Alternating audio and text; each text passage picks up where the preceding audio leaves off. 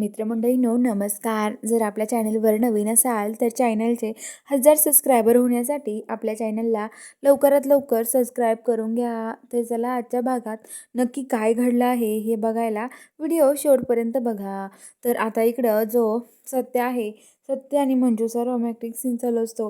दोघे पूर्ण एकमेकाजवळ येतात कारण ती नवरा बायकोच्या नात्याने एकमेकाला स्वीकारतात, त्यामुळेच आता यांचं चालू असतं.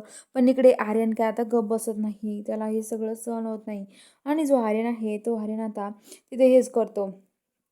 जो आर्यन आहे तो आता तिथे भारती मावशीला त्रास देतो खूप. आणि भारती मावशी म्हणतात, अरे कोण आहेस तू? तू किती काही केलं ना तरी तुझी मंजू होऊ शकत नाही, कारण मंजू ही फक्त सत्तेची आहे, तुझी मंजू कधीच होऊ शकत नाही असं भारती मावशी म्हणतात.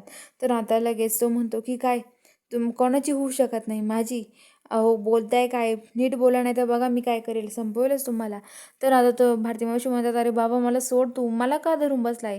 तू मंजू मॅडमच्या किती जवळ जाण्याचा प्रयत्न कर, अरे पण माझी मंजू तशी नाहीच आहे असं भारती मावशी म्हणतात. तर आता ते म्हणतात की तू कोण आहे नेमकं, मला का असं करतोय? तर आता लगेच तो म्हणतो की मी तुमच्या मंजू मॅडमचा नवरा आहे होणारा, तर असं म्हणतो. तर आता भारती मावशी म्हणतात काही पण बोलू नकोस हा.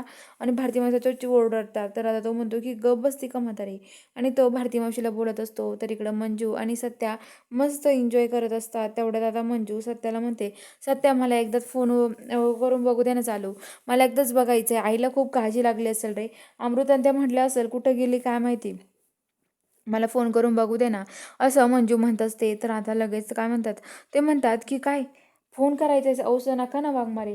तर मंजू म्हणते नाही सत्या, मला आईसाठी फोन करून बघावंच लागेल असं मंजू म्हणते. आणि आता लगेच जी मंजू आहे ती मंजू आता तिथे फोन लावायला लागते. आता मंजू ही तिथे फोन स्विच ऑफ उघडते आणि फोन बघत असते. तर स्विच ऑफ उघडून बघते तर तिला तेव्हा कळतं, ती म्हणते भारती मावशींचे एवढे फोन, बापरे भारती मावशीचे एवढे मेसेज येऊन गेले, नक्की काय झालं असेल भारती मावशीला? आणि ते भारती मावशीनं एवढं केलं फक्त एवढंच असतं, हेल्प हेल्प हेल्प. आणि इकडं आर्यनचा मेसेज येतो आणि त्या मेसेजमध्ये असतं की मंजू बघितलं ना तुझ्या जवळच्या व्यक्तीचे काय हाल करतोय मी, बघतच राही मी तुझ्या जवळच्या व्यक्तीचे काय हाल करणार आहे ते, असं आर्यन पाठवतो. मंजू म्हणतोय की सत्या, अरे खूप मोठं झालं, आपल्या इथून लवकर जावं लागेल. सत्या म्हणतो वाघमारे काय झालंय? तर आता लगेच तो म्हणतो की मंजू म्हणते, अरे सत्या भारती मावशीला त्या माणसाने किडनॅप केलं आहे, लवकर जायचं आहे आपल्याला इथून.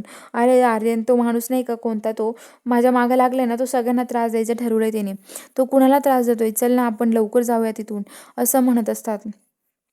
आणि आता लगेच सत्या आणि मंजू तिथून निघतात आणि सत्यांची मंजू असतात ते दोघे आता तिथून निघतात आणि पोलीस स्टेशनला येतात. पोलीस स्टेशनला आल्यावरती आता ते दोघे तिथे येतात आणि तिथे बघतात. तर ते विचारतात भारती मावशी कुठं आहे, तेवढ्या तिथे लोकेशन ट्रॅक करणार येतात, ते पण ते बसतात. आणि मंजू म्हणते लवकर लोकेशन ट्रॅक करा. तेवढ्यात आता जो माणूस आहे इकडे आर्यन, तो सत्याला पुन्हा एकदा फोन करतो आणि फोन केल्यावर म्हणतो की कुठं आहे सत्या, मग कसं काय चाललंय, बघितलं ना मी काय करू शकतो तुझ्यामुळे, तुझ्या जवळच्या व्यक्ती, तुझ्या बायकोच्या जवळच्या व्यक्ती, मी काय काय करू शकतो ना, तू माझ्यापासून माझ्या मंजिरीला लांब अजिबात न्यायचा प्रयत्न करू नको, मंजिरी फक्त माझीच आहे असं तो म्हणत असतो.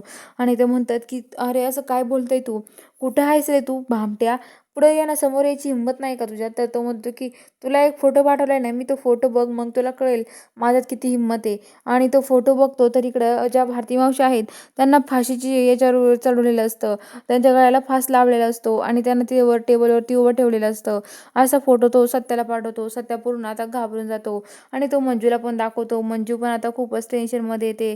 तर चला बघूया आता पुढील भागात नक्की काय ट्विस्ट असणार आहे हे बघायला चॅनलला सबस्क्राईब करा.